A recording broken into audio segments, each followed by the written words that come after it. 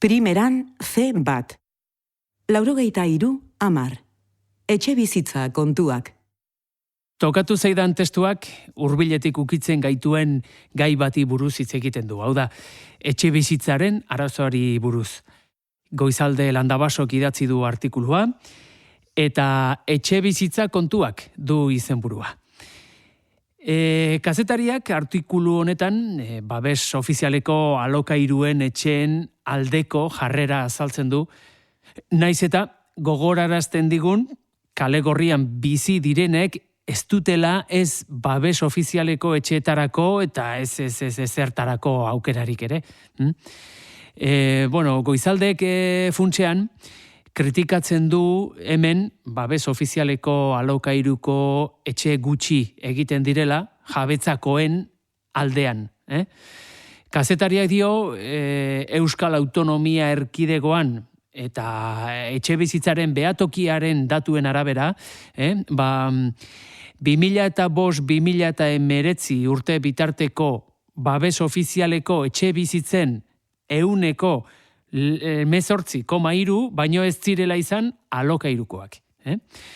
Horrez gain, egun hauetan, medioetan izpide izan den berri bat aipatzen du.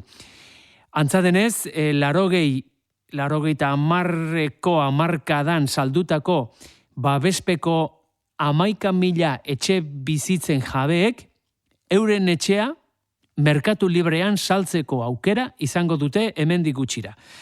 Eta goizalde, kexu da, salmenta hoien irabaziak, ez direlako berriro administraziora bueltatuko, itzuliko.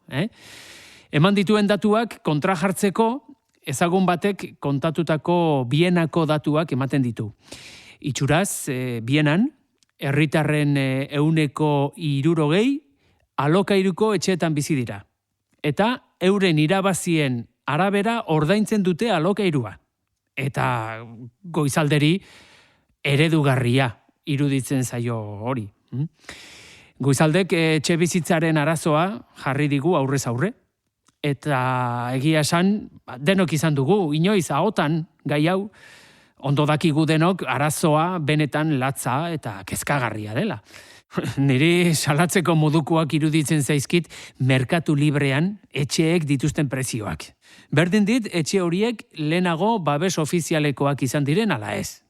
Gauza da, izugarri garestiak direla, eta ez dago eskubiderik. Legezkoa izango da guztia, baina lotsagarria da ikustea zenbat gazte gauden emantzipatu ezinik. Merkatu librean dauden etxe bizitzak izugarri garestia dira. Eta babes ofizialekoak, goizaldek dioen bezala, gutxi ateratzen direnez, eta gainera tokatzea oso zaila denez, irtenbidea askotan, alokairuko etxea lagunekin edo partekatzea izaten da, eta jakina, eta gustoko aukera. Zenbat aldiz entzun ote dugu alokairuan bizitzea dirua alferrik botatzea dela. Eta zergatik?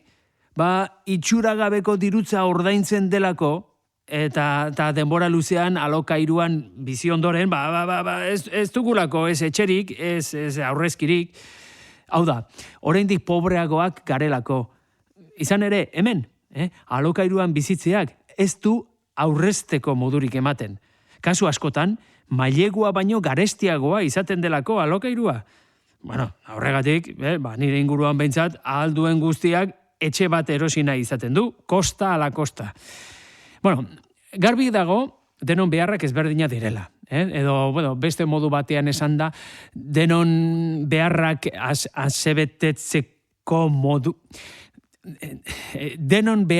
asebetetzeko moduko irtenbiderik ematea, hori ez dela erraza.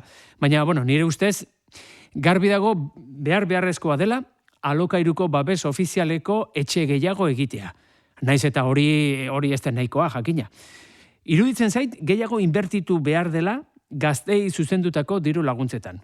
Baina nire ustez, badago beste kontu bat. Gobernuaren premiazko esku hartzea eskatzen duena. Ezinbestekoa da, merkatu libreko etxeen inguruan dagoen espekulazioa gelditzea. Nahitaezkoa da beste neurri batzuk hartzea adibidez, ez dakit, alokairuen prezioei mugak ezartzea, irabazien araberako alokairuak arautzea, edo hutsik dauden etxe bizitzak alokatzeko programak sustatzea. Has gaitezen behingoz, gauzak aldatzen, denok izan dezagun, modu batean edo bestean, bizitoki bat izateko aukera.